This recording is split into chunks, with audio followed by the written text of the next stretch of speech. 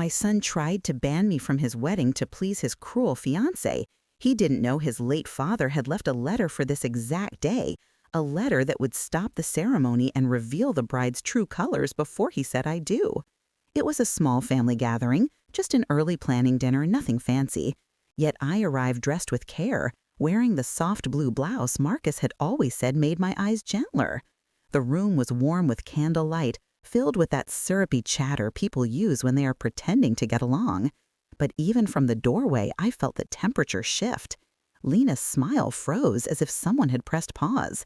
"There she is," she murmured, loud enough for those around her to hear. "Daniel's mother." That alone shouldn't have stung, yet somehow it did. There was a tone to it, a tightening around her mouth, as though I were a guest she hadn't invited but was forced to tolerate. Daniel didn't look up right away. He was busy laughing with her cousins, swirling his wine like a man trying to prove he belonged in a world he didn't grow up in. When he finally noticed me, he lifted a hand. No hug, no warmth, just a gesture you'd give a neighbor who stopped by unexpectedly. I sat beside him, though it felt like sitting at the edge of a cliff. Conversations bubbled around me, names and plans flying like confetti I couldn't catch. Venue choices, color schemes, seating charts. It took me several minutes to understand what was happening. Everyone here had already been involved in planning. Everyone except me. Lena leaned forward, resting her perfectly manicured hands on the table. "Oh, Maria," she said, using my first name with the same tone one uses to correct a child. "We were just talking about the floral arrangements. We decided peonies and white roses. They're elevated. I'm sure it's different from what you had at your wedding, but times change." Markus and I had lilies, simple, modest, fragrant lilies. He always joked that he spent more time choosing the right lily than choosing his suit, because he wanted everything connected to me to be beautiful. I swallowed the memory like a stone. "That sounds lovely," I answered, because speaking kindly was the only thing I still recognized about myself. But Lena wasn't finished. "And the rehearsal dinner will be at my parents' house," she continued, "just family. We'll figure out what everyone's duties are. Decorations, help in the kitchen, small tasks. Something manageable for you." Manageable. I heard the meaning beneath it. Something I couldn't mess up. Something befitting someone like me. Daniel didn't correct her. He didn't even glance at me. The meal continued, each course carving tiny wounds into my heart. At one point, Lena asked Daniel's cousin whether the photographer should be alerted about potential photo disruptions. And the cousin said, half joking, "You mean if someone wears something outdated?" They both looked at me. It was subtle, soft, but cruelty doesn't always roar. Sometimes it whispers politely. Near the end of dinner, Lena made her final incision. "We're really trying to keep the wedding tasteful," she said sweetly, "and simple. No unnecessary elements." Her eyes flicked to my handbag, an old leather one that had belonged to Markus's mother. I'd kept it for sentimental reasons, not fashion. "Of course," I murmured, fingers tightening around the strap. Daniel finally spoke. "Yeah, we just want everything perfect, Mom." Perfect, without me, apparently. I tried to eat. I tried to breathe. Every sound in the room clattered against my nerves. The scraping of forks, the exaggerated laughter, the undercurrent of disdain that slid beneath the table like a chill draft. When dessert arrived, I excused myself. They barely noticed. And as I made my way to the exit, I heard Lena's voice gently slice through the air. "She tries, I'll give her that, but honestly, she's just too old-fashioned for this kind of event." Laughter followed, small, controlled, poisonous. I stepped out into the cold night and let the air steady me. The street lamps flickered weakly, the way my confidence did. I thought of Markus, how he would have put a firm hand on Daniel's shoulder and said, "Respect your mother." How his voice, deep and certain, would have filled rooms like this one with a warmth it currently lacked. But Markus was gone, and without him, I felt like a piece of furniture they were slowly pushing toward the door. I walked home alone, my shoes tapping the pavement like quiet apologies. Something was wrong. I felt it in my bones. Tonight had not been an isolated moment. It was the first crack in a wall they were building around me, and part of me feared, no, sensed, that they were preparing to shut me out completely. The morning after that dinner felt strangely hollow, as though the world had been drained of its color.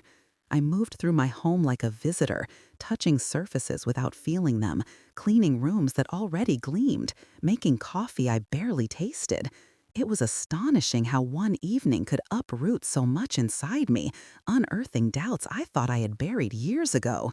I wanted to believe the dinner was just a misstep, a misunderstanding born from stress and pre-wedding nerves.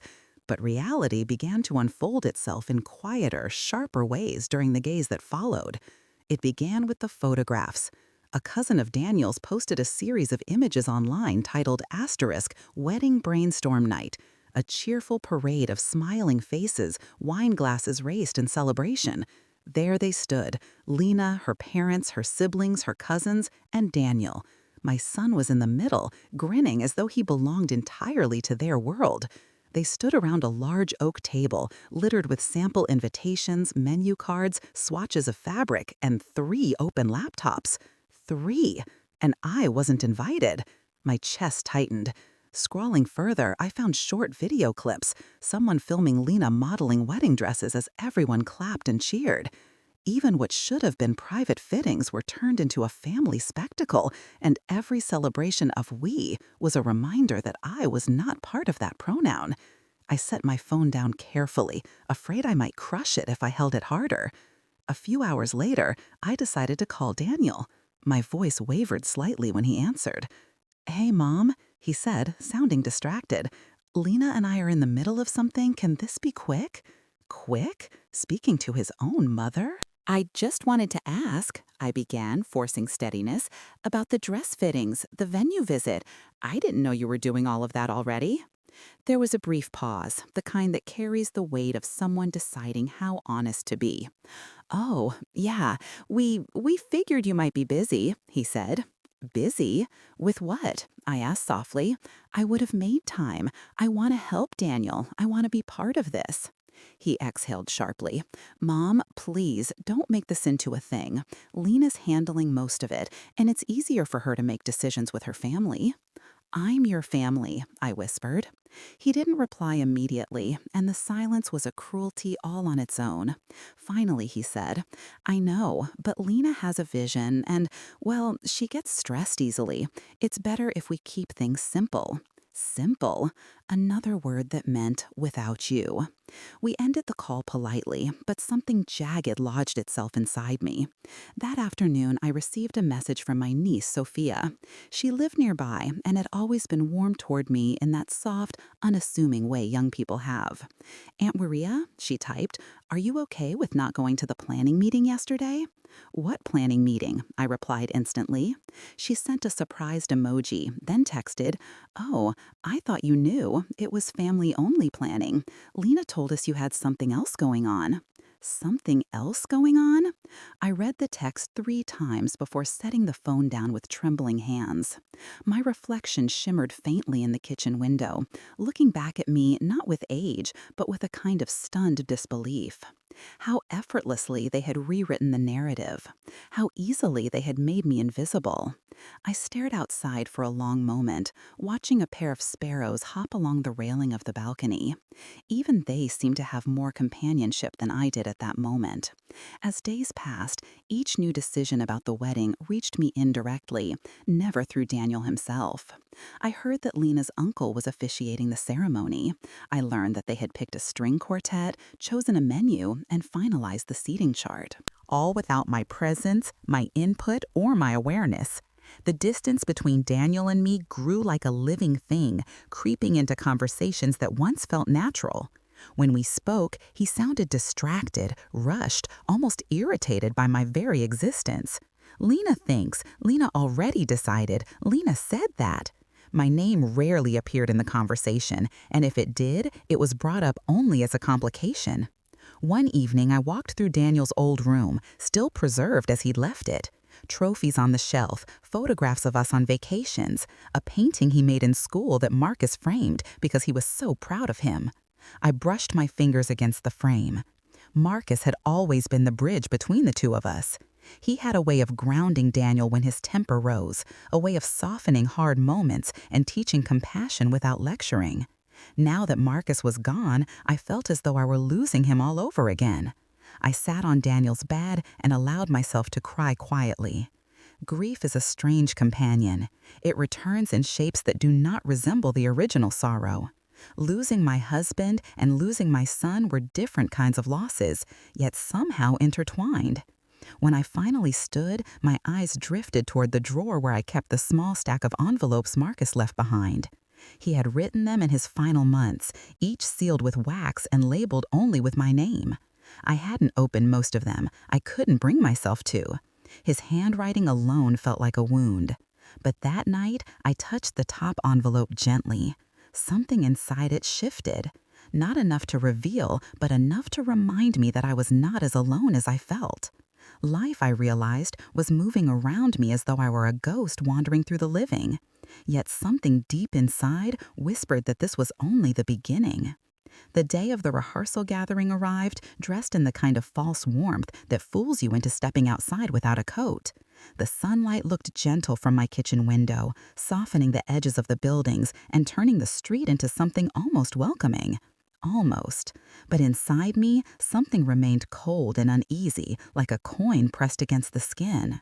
I spent the late afternoon pacing the living room, debating whether to attend.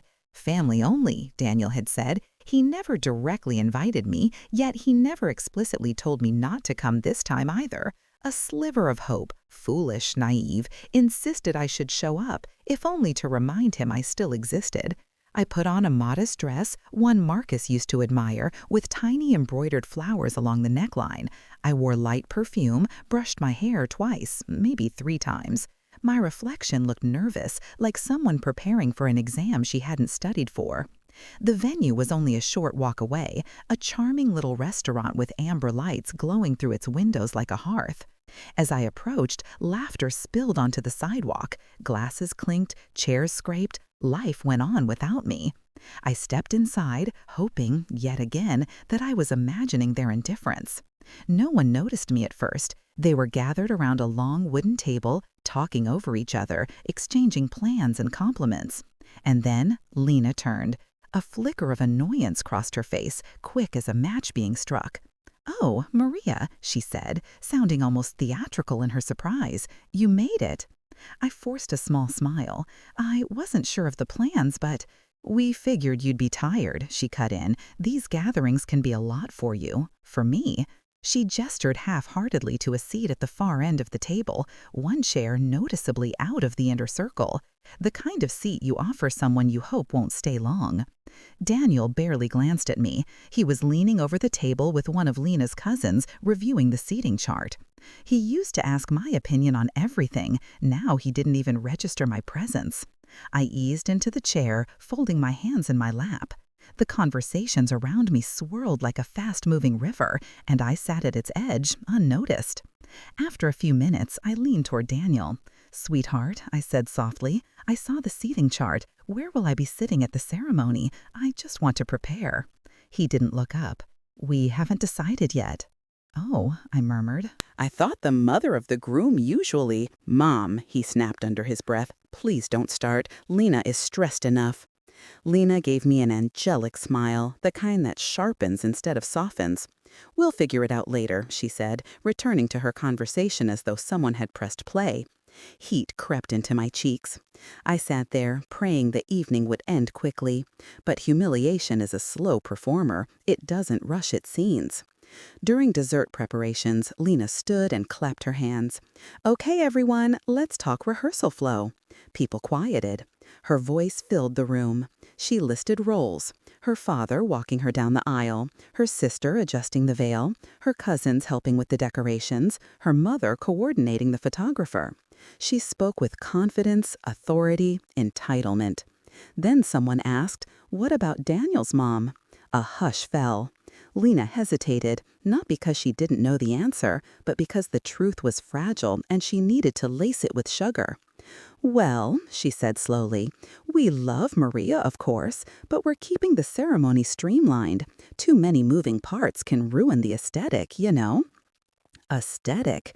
I felt a sting behind my eyes. A gentle voice rose from across the table, Lena's aunt. But traditionally, she should be walked to her seat, no? Lena shrugged. Times change. A soft ripple of awkwardness passed through the room. These small ripples, I would later understand, had been building toward a wave. Trying to salvage my dignity, I whispered, "If you want, I can just sit quietly. I don't need any special attention." Lena tilted her head. "Right, exactly," she said brightly, as though that were her idea all along. "No pressure roles. Just enjoy the ceremony as a guest." Guest. Not mother, not family, not even someone worth acknowledging. I tasted metal. The room felt suddenly smaller, the lights too warm, the air thick. I needed to leave before the tears escaped. I stood quietly, grabbing my coat. "I'm going to head home," I murmured, hoping Daniel would at least look at me. He didn't, but as I turned toward the door, I overheard Lena whisper sharply to him, "I swear, she's going to ruin the pictures.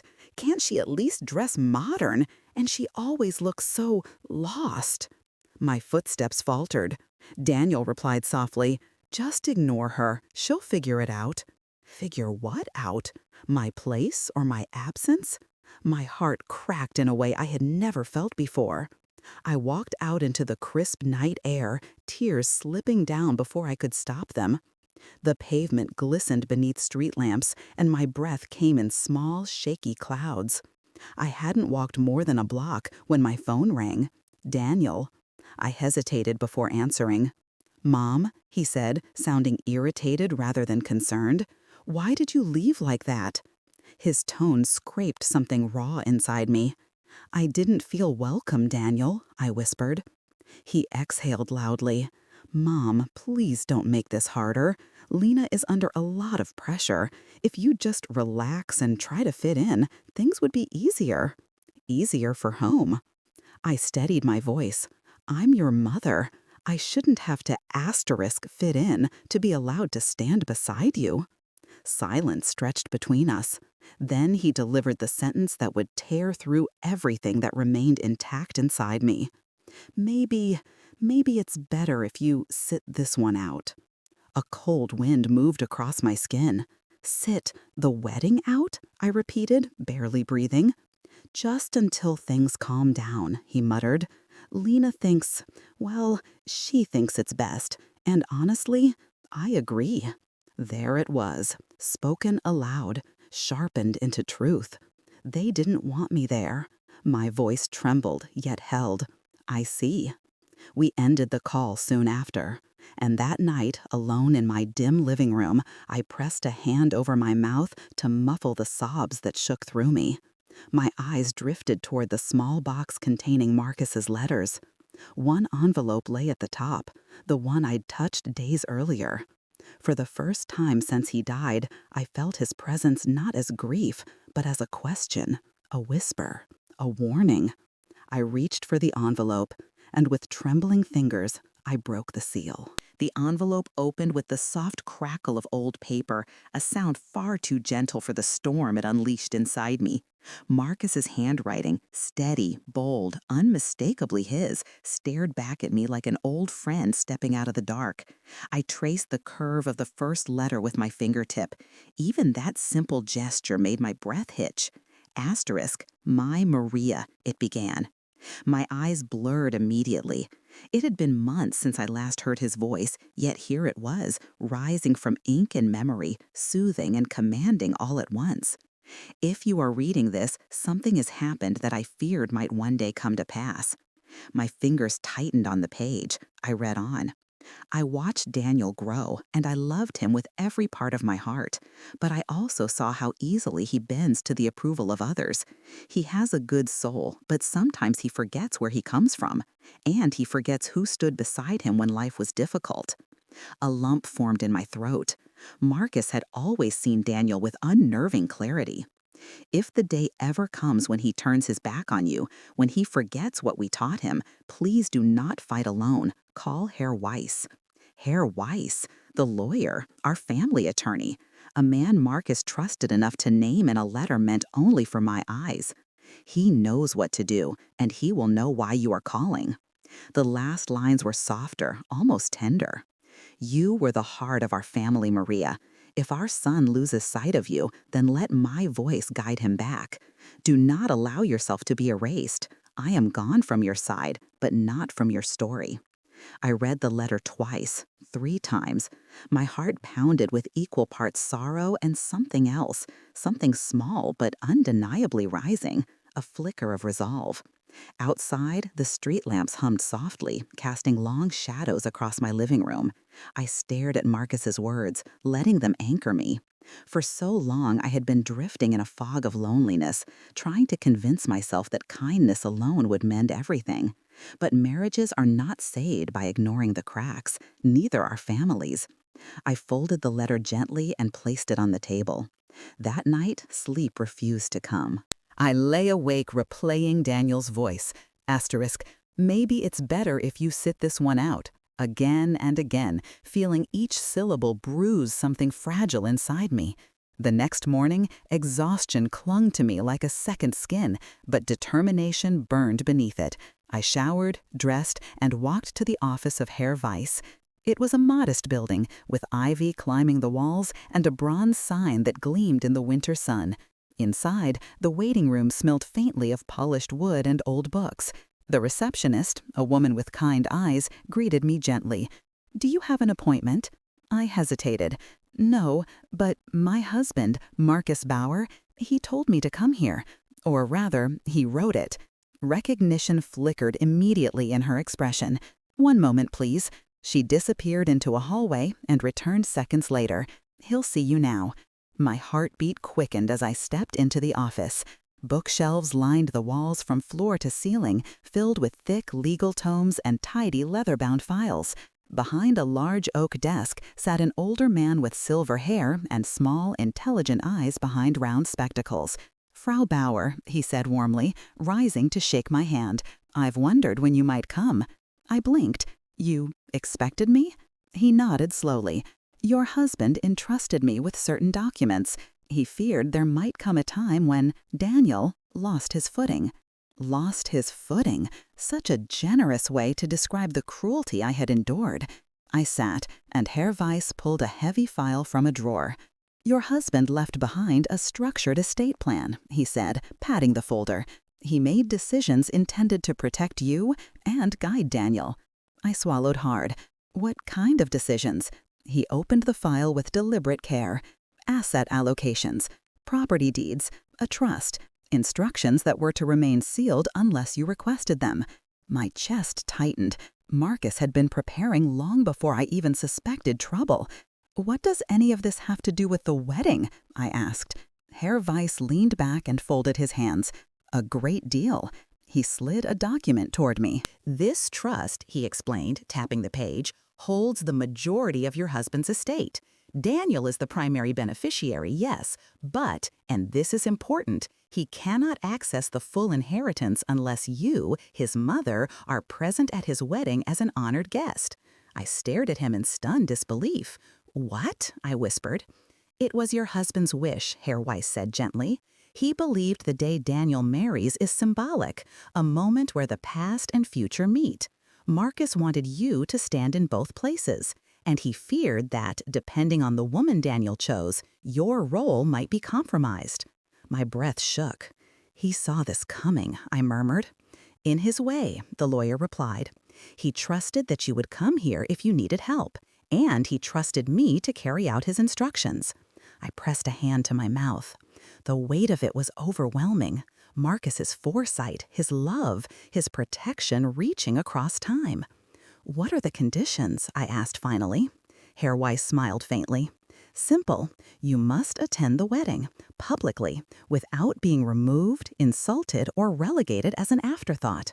Daniel must acknowledge you as his mother and ensure you are treated with dignity." I laughed, though it came out hollow. "That seems impossible right now." "Perhaps," he said calmly, "but once Daniel reads his father's letter, it won't be." I stared at the folder, my pulse steadying for the first time in weeks. "What do I do now?" I asked. "You prepare yourself," he replied, "and you meet me at the wedding venue at exactly 10 o'clock on the day of the ceremony." A strange stillness washed over me, a kind of peace. As I walked out of the office, Markus's words echoed in my mind. Do not allow yourself to be erased. For the first time since the wedding preparations began, I felt something powerful settle into my bones. I would not be erased. Not by Lena, not by Daniel, not by anyone. And Markus, my Markus, had left behind the voice I needed to prove it. The morning of the lawyer meeting felt like one of those days when the air itself is holding its breath. I woke early, long before the sun began its slow climb, and sat at the edge of my bed listening to the quiet hum of the city outside. Cars in the distance, a lone bird calling out, a world busy with its own troubles, unaware of the tremor running through mine. I dressed in understated clothing, nothing flashy, nothing that would distract from the weight of what I was carrying. When I reached the door, I hesitated, glancing back into the apartment. It felt smaller lately, as though my isolation had seeped into the walls. But today, something inside me pushed back, a spark, a steadiness I had long forgotten I possessed. Herr Weiss's office looked exactly as it had days earlier, but when he greeted me this time, his expression carried a new seriousness, as though today we were no longer discussing possibilities, but preparing for a reckoning. Frau Bauer, he said, motioning for me to sit. I've gathered everything your husband left behind. You should see it before the wedding day. Wedding day? How strange those words had become. Once they had meant celebration. Now they were sharpened with dread and inevitability. He opened a large, heavy file, much thicker than the one he showed me previously. Inside were documents bearing stamps, signatures, wax seals, a life's worth of preparation. Your husband, he began carefully, was meticulous. He planned for every scenario. He always did, I murmured, even things I never imagined. Herr Weiss nodded.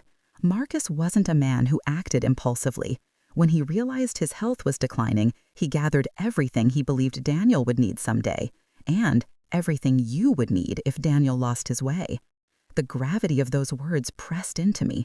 If Daniel lost his way, not if Daniel turned cruel. Asterisk, not if he abandoned you, but if he lost his way.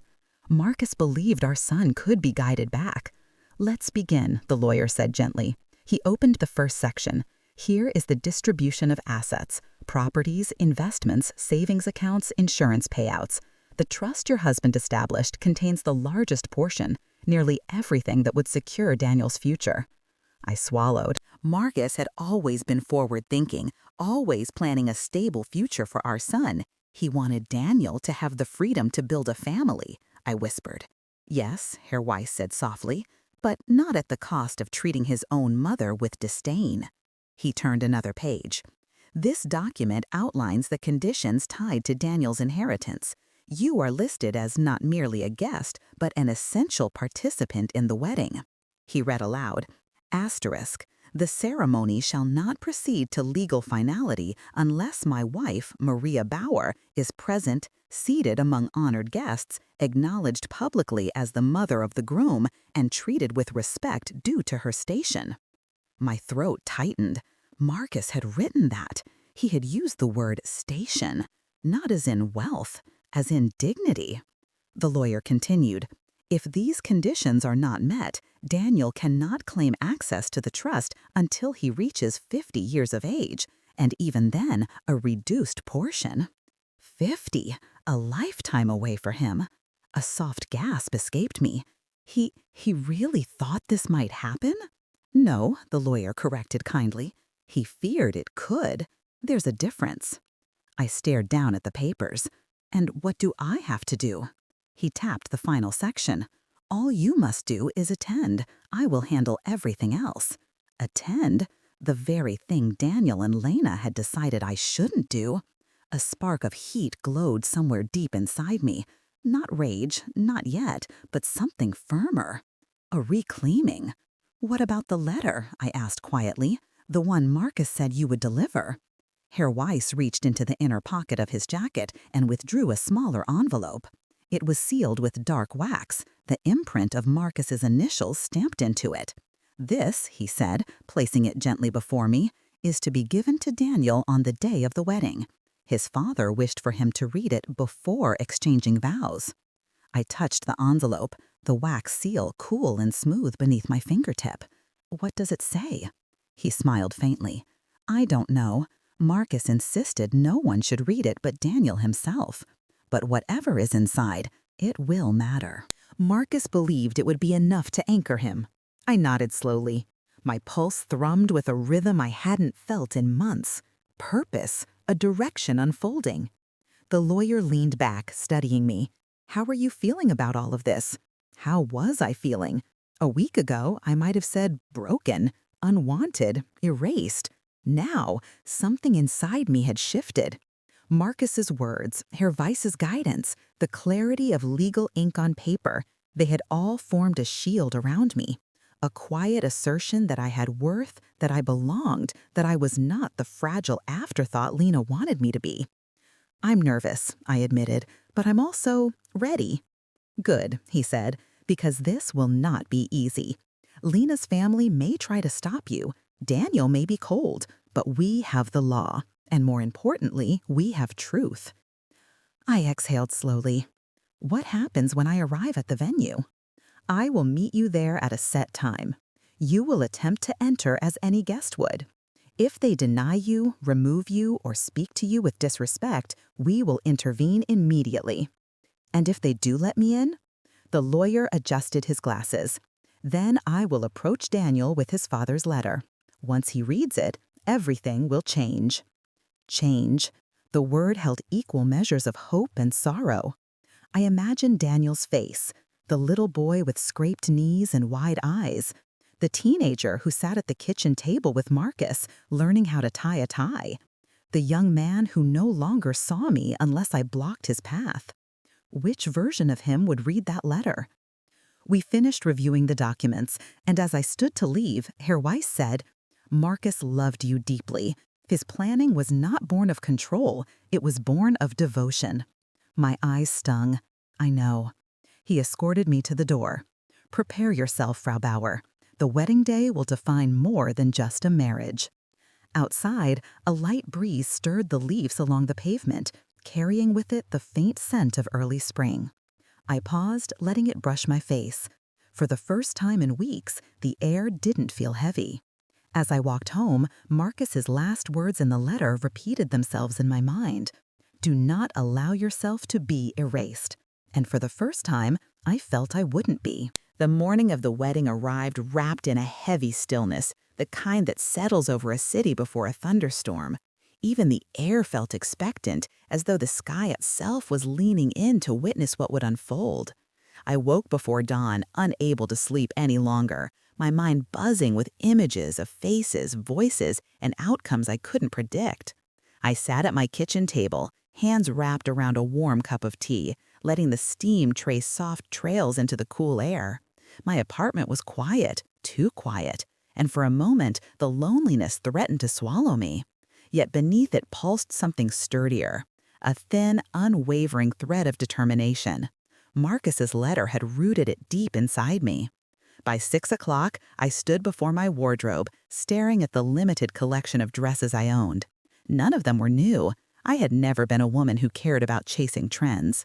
Still, I wanted to show up today with dignity, not as someone trying to outshine, but as someone who remembered who she was. I chose a navy dress with a modest neckline and long sleeves. It had belonged to Markus's mother, a woman of grace and quiet strength. The fabric was soft, and wearing it felt like being wrapped in history, in legacy, in something that endured. I pinned my hair into a simple twist and added a delicate pearl necklace Markus had given me on our 10th anniversary. When I looked at myself in the mirror, I didn't see the scared, excluded, invisible woman I had been these last weeks. I saw someone who was stepping into a battlefield, not with weapons, but with truth. At 8:30, my phone buzzed, a text from Herr Weiss. I will meet you at the venue gate at 10 sharp. Walk in as any mother would. If they stop you, let them. Do not argue. I will take it from there. My stomach tightened, but it was not the knot of fear I once carried. This was the steady clench of bracing for impact. The venue was a picturesque countryside inn, surrounded by rolling gardens and trimmed hedges. As I approached, sunlight slid across the lawns like a golden sigh. Guests were already arriving, dressed in pastel colors, exchanging greetings that floated through the air in cheerful tones. But the moment I stepped onto the gravel path leading to the entrance, I felt eyes turn toward me, not in welcome, but in recognition tinged with something colder. Lena's mother was the first to intercept me. She descended the steps in a swish of pale pink silk, her expression plastered into a tight smile. "Oh, Maria, you're here." Something in her voice, almost a tremor of restraint, told me she was not pleased. "Yes," I said calmly, "I'm here for my son's wedding." She blinked once, twice. "We thought you understood. The arrangements changed." I was never told that. I kept my tone even, my posture steady. Her gaze flicked toward the entrance, where two men in dark suits, security, apparently hired for the event, stood solemnly. "Well," she said with a thin laugh, "today is not the day for stress. Perhaps you should wait outside. We'll find a moment to speak with Daniel." Wait outside? Like a courier? Like someone dropping off a forgotten item? I inhaled slowly. "No, I will enter with the guests." Her mask slipped, revealing a flash of irritation she quickly tried to cover. "Maria, dear, let's not make a scene." Before I could respond, Lena appeared. Her wedding gown was breathtaking, layers of lace cascading like frost. But her expression twisted something inside me. She looked at me the way someone might look at a stain on a white tablecloth. "What is she doing here?" Lena demanded, stepping closer. "Why are you standing here, Maria? We discussed this. You weren't supposed to come." Each word struck with precise cruelty.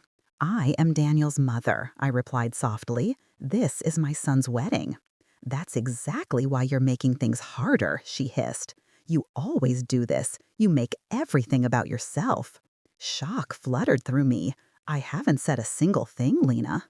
"Oh, please," she scoffed. "Your presence is the issue. You'll ruin the atmosphere. You'll upset Daniel. And frankly, we have a certain aesthetic, and you—" She stopped, but I heard what she didn't say. "You don't fit." My jaw tightened. My hands curled into fists at my sides, but I kept my voice steady. "I'm going inside." "No," she snapped, louder this time. "Security." The two guards stepped forward. Guests began to look over, whispering. Heads turned. The murmurs swelled. I felt humiliation burn beneath my skin, sharp and hot, the kind of shame that makes you want to disappear completely. One guard said, not unkindly, "Ma'am, the bride has asked that you remain outside." Even the politeness cut deep. "I'm not causing trouble," I said quietly. "I only want to attend my son's wedding." Lena folded her arms. "Then you should have listened when we told you not to come." A tremor ran through me. The humiliation was almost unbearable. I lowered my eyes, preparing myself for the crushing reality of stepping back. Then a voice boomed across the entrance. "Excuse me, what seems to be the problem here?" I froze. The guard stepped aside, and through the crowd emerged a tall figure in a dark tailored suit, carrying a leather briefcase that gleamed in the sunlight. Herr Weiss. His presence alone shifted the air, the way a sudden gust breaks through a suffocating room. He addressed the guards first. "This woman is to enter, immediately." Lena's face twisted. "And who exactly do you think you are?" The lawyer turned his gaze to her, expression calm, unbothered, yet sharp as a drawn blade. "I," he said, "represent the estate of your fiancé's late father, and I have business here today." He then looked directly at me and gave a small, reassuring nod. My breath caught. The tide had shifted, and for the first time since the preparations began, I did not feel alone. For a moment, everything stilled. Even the breeze seemed to pause, as though the world had leaned in closer to hear what would come next. Lena stared at Herr Weiss with open irritation, her fingers tightening around the lace of her gown. "This is a private event," she said, lifting her chin. "You can't just walk in here and make demands." The lawyer smiled, a small, polite expression that somehow carried enough power to dim the arrogance in her voice. "I assure you, miss," he replied, I very much can. Her jaw tightened. On whose authority? He raised his briefcase slightly. On the authority of Markus Bauer, the groom's late father, and on the basis of legally binding documents that concern this wedding. A murmur rippled across the gathering guests. Heads turned. People stepped closer. The soft buzz of rumor spread like wildfire. Lena blinked, visibly rattled by the attention. Daniel and I already handled his father's estate, she snapped. There's nothing left to. You handled nothing, Herr Weiss interrupted, his voice still controlled. Your fiancé has not yet accessed his full inheritance, and per the terms of the trust, certain conditions must be met today. She faltered. Conditions? What conditions? He glanced at me, then back at her. The bride and groom may explain that to you later. For now, the groom's mother enters, without delay, without obstruction, and without insult. My breath hitched. Those last words, without insult, hung between us like a mirror, reflecting every wound she'd inflicted on me these past months. Lena's face flushed pink, then red. She made a sharp gesture toward Daniel's father's side of the family. What is he talking about? They looked at each other, but said nothing. For the first time that morning, I saw uncertainty break through her perfect composure. She turned swiftly toward Daniel, who had appeared near the entrance, alerted by the raised voices. He looked handsome in his suit, but the expression on his face when he saw me, confusion, annoyance, a flicker of something darker, cut me far deeper than the guard's refusal earlier. Daniel, Lena called, voice sharp, your mother is causing a scene. Your mother? Causing a scene. The words stabbed through me. I opened my mouth to respond, but Herr Weiss stepped forward. Mr. Bauer, he said calmly, your mother has done nothing wrong. She attempted to enter quietly. She was prevented from doing so. Daniel's features hardened. Because we talked about this, she wasn't supposed to come today. Gasps flickered across the nearby guests. A few exchanged startled glances. My hands trembled. Daniel, I just wanted to... Mom, he interrupted, rubbing the bridge of his nose. Please, not today. Not today, as though my presence were an inconvenience, a stain on his celebration. Before I could swallow the rising ache, Lena stepped closer to him. Just tell the lawyer to leave, Daniel. This is ridiculous. We don't need this right now. Herr Weiss adjusted his glasses. On the contrary, he said, you need this more than you realize. Daniel frowned. What does that mean? The lawyer withdrew a sealed envelope from his briefcase, a small rectangle of cream-colored paper, wax-stamped with Markus's initials. The sight of it made my breath stutter. This, he said gently, is a letter from your father, meant for you today. He wrote it with care, with purpose, and with love. You are to read it before the ceremony proceeds. For a moment, Daniel just stared at the envelope. His face paled. Lena jumped in front of him. Absolutely not. We are already running late. You can give him whatever that is after the wedding. No, Herr Weiss said, his voice unwavering. The instructions from your fiancé's father were explicit. The letter must be read before vows are exchanged. The crowd around us grew thicker. Guests held their breath, watching the scene unfold as if the air itself had turned electric. Daniel finally took the envelope from the lawyer's hand. His fingers trembled around it. He looked between me, Lena, and the elegant wax seal that held his father's words intact. What's in it? He asked quietly. That, the lawyer said, is between you and your father. Lena scoffed loudly, grabbing Daniel's arm. Don't let him manipulate you, Daniel. He's trying to ruin our day. She pointed at me with a shaking finger, is trying to ruin our day. I gasped softly. My throat felt raw. I haven't done anything. I just came to...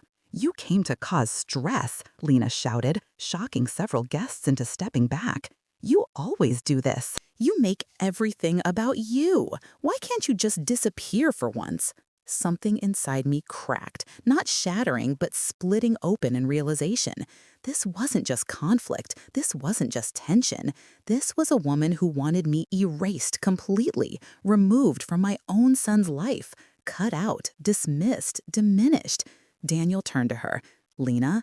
No, she snapped. Choose, right now. Choose me or choose this drama. A hush fell so absolute I could hear my own heartbeat slamming in my ears. He looked at me, not with love, not with warmth, but with uncertainty, fear, pressure. Herr Bauer, the lawyer said firmly, breaking through the tension, this is not the moment to choose between your future and your family. This is the moment to read your father's words. Daniel swallowed hard. He stepped back from Lena. He broke the seal. Guests leaned in. Lena froze. My knees weakened beneath me. The paper crinkled softly as Daniel unfolded it and looked down. His lips parted. He read the first line. And then the color drained completely from his face. Whatever Markus had written, whatever truth or warning or plea he had left behind, hit Daniel like a blow. He staggered slightly. The letter trembled in his hands. And seeing him like that, shaken by words from a man he had loved deeply but forgotten too easily, I felt something shift in the world around us, as though Markus himself had stepped into the morning light. Justice was coming, and it carried my husband's handwriting. For a long, quietly agonizing moment, Daniel just stood there, paralyzed, staring at his father's handwriting as though the ink itself were burning him. The guests watched, some whispering, some frozen in stunned anticipation. A few stepped closer, but no one dared interrupt. Lena, however, had never met a silence she couldn't shatter. "What did he say?" she demanded, her voice slicing through the tension. "Daniel, what is it? Is he trying to guilt you again? Just tear it up. We don't have time for this." But Daniel didn't tear it. He didn't even blink. His eyes moved down the page, slowly, painfully, as though he were reading the words of a ghost he never expected to hear from again. Then he reached the second paragraph, and whatever fragile composure he had left collapsed. His jaw tightened, his shoulders drew in, he inhaled sharply, the sound ragged and unfamiliar. His hand trembled so visibly that even the guests nearest him recoiled slightly. "Daniel," I whispered, unable to hold back any longer, "what does it say?" He closed his eyes. When he finally spoke, his voice was hoarse. "He knew," Daniel murmured. "Dad knew." Lena snapped her fingers in front of his face, actually snapped at him like he was a child needing attention. "Daniel, hello, are you done? We have a ceremony to—" "Stop." His voice cracked like ice under pressure. She blinked, startled. "Excuse me?" He lifted the letter slightly, the paper trembling between his fingers. You need to stop talking." The courtyard fell so quiet the wind seemed afraid to breathe. "I'm trying to understand something important," he continued.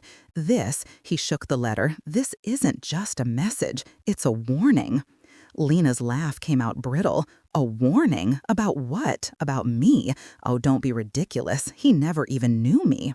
"That's the point," Daniel whispered. "He didn't need to." He looked down again and read aloud, voice unsteady. "My son, if you are reading this letter, then your mother has been cast aside, mistreated, or denied the respect she deserves. If the woman you are choosing to marry cannot honor the woman who raised you, then she cannot honor you either."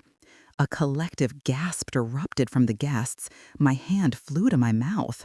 Lena's cheeks blazed an angry shade of crimson. "He didn't write that," she snapped. "He didn't even know me." Daniel ignored her. He continued reading. "You may think you are choosing peace by silencing your mother. You may believe pleasing another family makes you stronger. It does not. A man who abandons his mother is not ready to become a husband." Lena's eyes widened in panic. "Daniel, stop reading." But he didn't.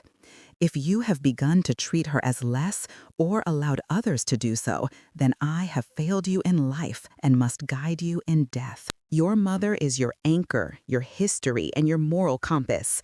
If she is not welcome today, if she is humiliated or excluded, then you are not ready to build a life with anyone." Daniel stopped. His shoulders slumped as though the words had physically struck him. Nobody spoke. Even the leaves above us seemed frozen. Lena swallowed hard, then forced a shaky, mocking smile. "Oh, please, this is emotional manipulation from beyond the grave. He's guilt-tripping you. Don't fall for this, Daniel." But her voice had lost its edge. She was rattled, exposed, cornered. She stepped closer to him, grabbing his wrist, her nails digging into his skin. "Listen to me. He's gone. I'm here. Your real life is here. Don't let him ruin our day." He pulled his hand back, as if burned. "My father didn't ruin anything," he said quietly. "He's telling the truth." Lena recoiled. "About what?" He turned his gaze toward me, slowly, painfully, and his eyes filled with something I hadn't seen in months. Recognition. "I haven't treated my mother with respect," he said, almost whispering. "I haven't treated her like she matters." The guests shifted, murmuring among themselves, sensing a collapse before the collapse. Lena scoffed. "So what? She's dramatic, Daniel. She makes everything heavy. She doesn't fit with our friends, our plans, our life. She's embarrassing." The words came out in a shrill burst. Her voice cracked. And in that crack lived her truth. Not stress, not misunderstanding, not planning exhaustion. Contempt. Pure, unveiled contempt. Daniel's face drained of color. "Is that how you talk about my mother behind my back?" he asked quietly. Lena faltered. "Oh, well, I mean, it's not like—" "Daniel, don't twist my words." "I'm not twisting anything," he said, his voice trembling. "You've made it clear for months how you feel about her." Then he turned to me, and the world seemed to tilt as he spoke. "Mom, I'm so sorry. I let you down. Dad was right. I let someone else tell me who you were instead of remembering it myself." My knees weakened. Tears blurred my vision, but the moment, fragile and profound, shattered instantly. Lena lunged forward, grabbing the letter from his hands and crumpling it. "Enough! You're ruining everything. We're getting married today, whether you like it or not." Daniel stared at her, really stared, and for the first time, I saw something break in him, not anger, but clarity. "No," he said quietly, "we're not." The air recoiled. The guests gasped. Lena froze, her face drained of color. What do you mean?" she whispered. Daniel took a slow breath, then another, steadying himself the way Markus used to teach him. "This wedding cannot happen," he said. "Not like this. Not with you treating my mother this way." Lena's eyes filled with fury. "You can't be serious." "I am," he said, his voice steadier now. "I should have seen all of this sooner." He turned toward Herr Weiss, who nodded solemnly. Then Daniel looked at me with a broken, aching expression. "Mom, please stay.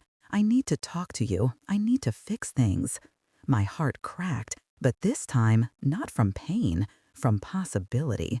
Lena, meanwhile, erupted. "Incredible!" she shrieked. "You're choosing her over me? After everything? After all I've done for you?" Daniel shook his head. "Maybe that's the problem." The courtyard buzzed with shock, whispers racing like wildfire through the crowd. But the lawyer raised his hand. "One more thing," he said, his voice carrying with surprising force. "Per your father's declaration, even if the wedding continued, it would not be legally recognized without your mother's honored presence." A stunned silence fell. Lena staggered backward as though he'd struck her. Daniel exhaled, shoulder sagging. The wedding was over. And Markus, absent, gone, silent, had been the one to end it. Justice had crossed the threshold at last. And yet, as I looked at my son, eyes shining, breath unsteady, I sensed that the real reckoning had only just begun. The courtyard no longer felt like a wedding venue. It felt like a stage after the final act, the decorations suddenly garish, the flowers too bright, the archway looming like an accusation. People who had come expecting champagne and celebration now stood frozen, half turned toward the exits, unsure where to look or what to believe. Daniel lowered the crumpled letter, and the paper trembled in his hand like something alive, something that had finally woken him. His eyes were glossy, red-rimmed, fuller of emotion than I had seen in years. But he was not the only one trembling. Lena's rage was building, visible, almost audible, as she stared at him, breath short, shoulders tight. The perfect bride unraveling in real time. "You're out of your mind," she said, voice shaking. "You're just going to what? Throw away everything because of some letter your father wrote while he was sick and unstable?" The words hit me like a slap. Markus had not been unstable. Even in illness, even in weakness, his mind had remained sharp. His handwriting had never faltered. His choices had carried purpose. Daniel reacted before I could. "Don't," he said sharply. "Don't talk about him like that." A collective gasp rippled through the guests. Lena blinked, startled. I didn't mean it that way, Daniel. You know I." "Actually," he interrupted, "I think you did." Her jaw dropped in disbelief, but there was no softness in Daniel to catch her outrage this time. He looked at her with the clarity of someone who had finally seen the truth behind a mask. "You've spent months telling me what to think, what to say, who to include, who to exclude," he said quietly. "And I let you. But my father saw something I didn't." She folded her arms, nails digging into the lace of her gown. "Your father doesn't get to decide who I am, and he certainly doesn't get to ruin my wedding day." Daniel shook his head. "He didn't ruin anything. You did." The words felt heavy in the air, weighted with disappointment, regret, awakening. A hush fell over the crowd. Lena took a step back. "So that's it? You're blaming me? You're choosing your mother over your fiancé?" "I'm choosing what's right," Daniel said, voice steadying. "I'm choosing respect."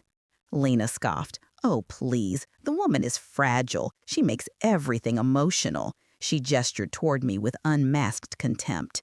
"Even today, she's manipulating you." I felt every eye shift toward me, but I stood still, rooted by a mix of fear, anger, and something dangerously close to grief. Daniel turned toward me then, and for the first time in months, he wasn't looking through me or past me. He was looking at me, seeing the pain he had caused. "Mom," he said, voice cracking, "I'm sorry. God, I'm so sorry." The apology hit me with staggering force. My lips parted, but no words came. I wasn't ready, not for forgiveness, not for anger, not for anything except breathing. He took a tentative step toward me, but Lena blocked him, grasping his arm. "Daniel, don't you dare," she hissed. "You are not walking away from me, not after everything we planned." He pulled back gently but firmly. "Let go." She froze at the tone.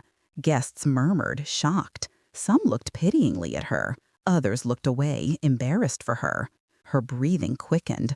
"After everything I did for you? After how I helped you get promoted, helped you with your debts, helped you fit in, you're going to walk away over her?" Her voice grew shrill, shaking the daisies on the nearby arch. "Your mother doesn't belong in our life," she snapped. "She's dragging you down. She doesn't understand us. That's enough," Daniel cut in, louder than I'd ever heard him speak to her. Lena flinched. "You don't get to talk about my mother like that," he said. "Not anymore." "Daniel, no." He took another step backward, away from her, closer to me. "The person who doesn't understand us is you." She stared at him, stunned. And then, suddenly, she erupted. "You ungrateful, pathetic little boy," she screamed. "Do you think anyone else would want you? Do you think any other woman would put up with your nonsense? Your mother has ruined you. She's always ruined everything." The courtyard gasped as one.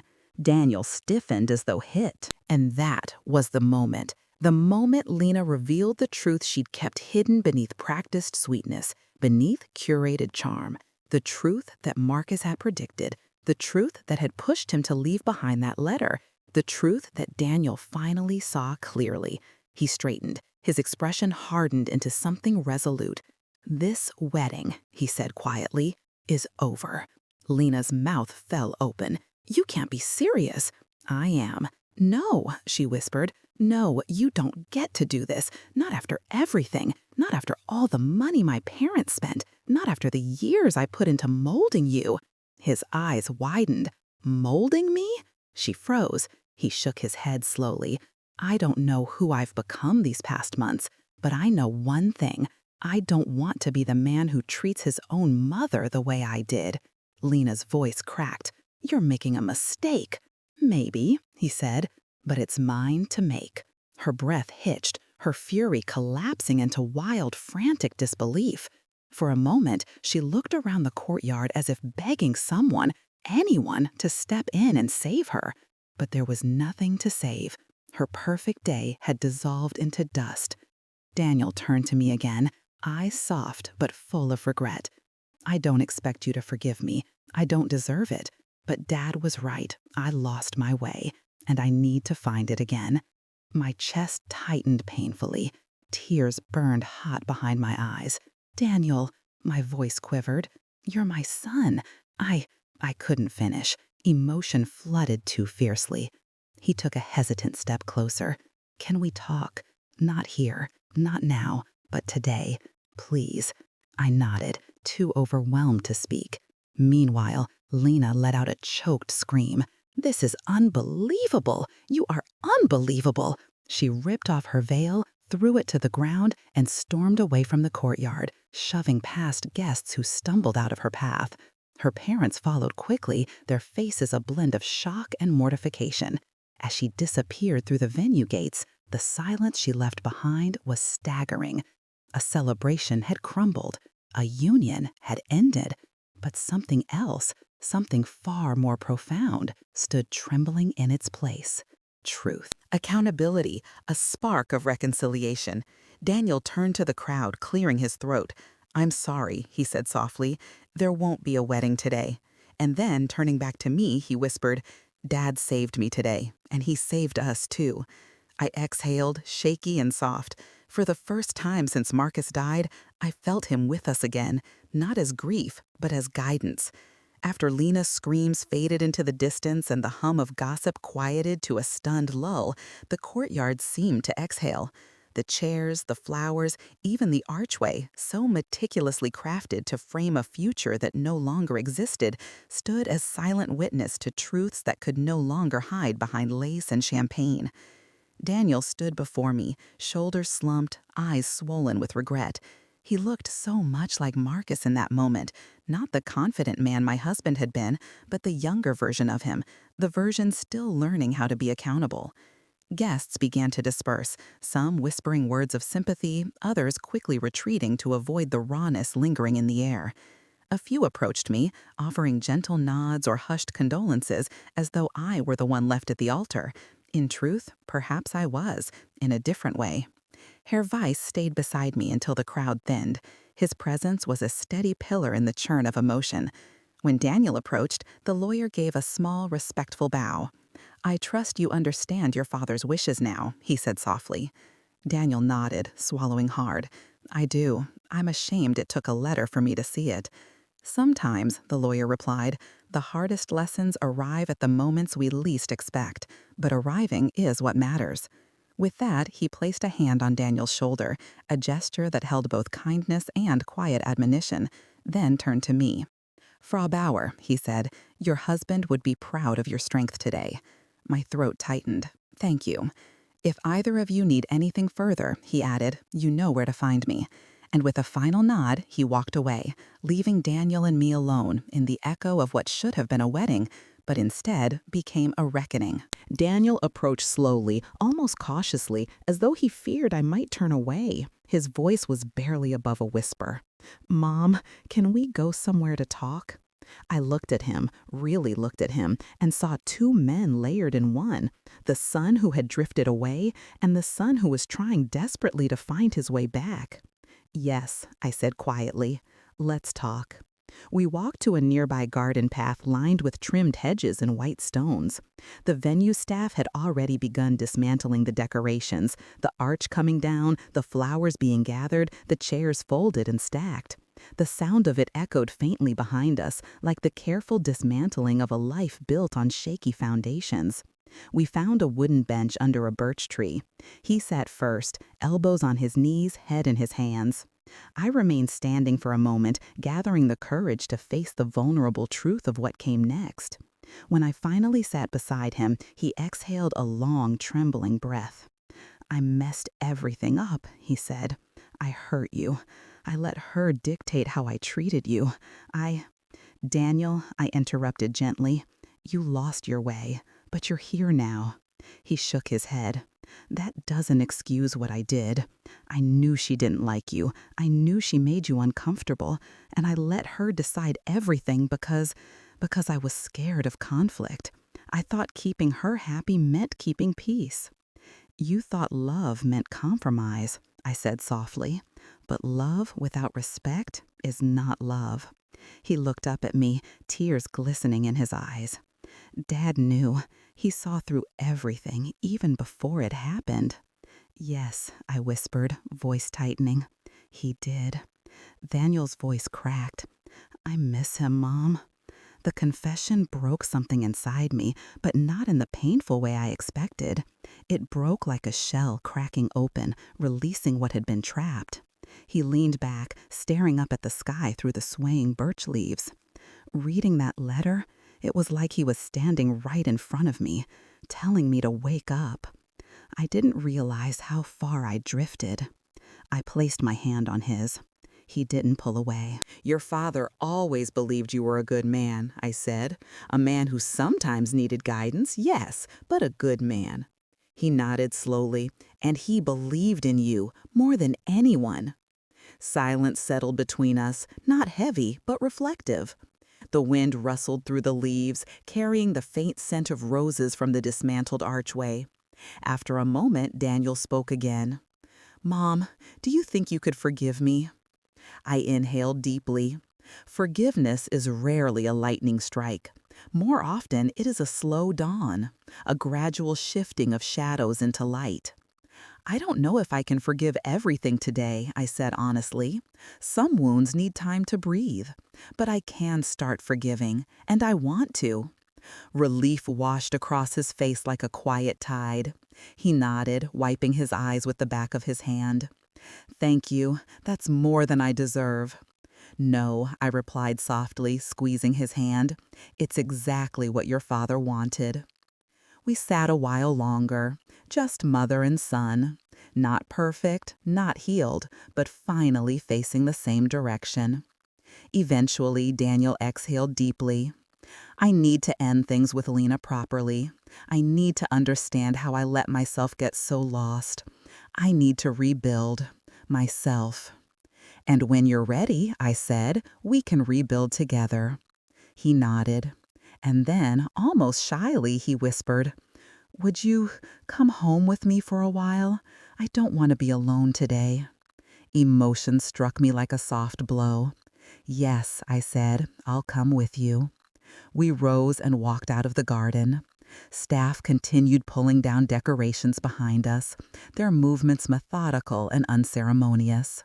The wedding that never was faded into the background as we stepped forward, not into perfection, but into possibility. Later that evening, back at Daniel's apartment, after hours of talking, crying, and remembering, I found a quiet moment alone. I sat on the couch with Markus's letter in my hands, carefully smoothing its creases as though mending a connection between past and present. I read it again, line by line, word by word, truth by truth. And in his voice, tucked into every sentence, I heard not warning, but love. A father loving his son enough to tell him the truth. A husband loving his wife enough to protect her even in death. A family man loving the fragile thing he helped build enough to save it. When I finished reading, I pressed the letter to my chest. Outside the window, the city glimmered with quiet lights. No wedding bells, no celebration, but also no cruelty, no exclusion, no erasure. For the first time in months, I felt peace stretch softly through my ribs.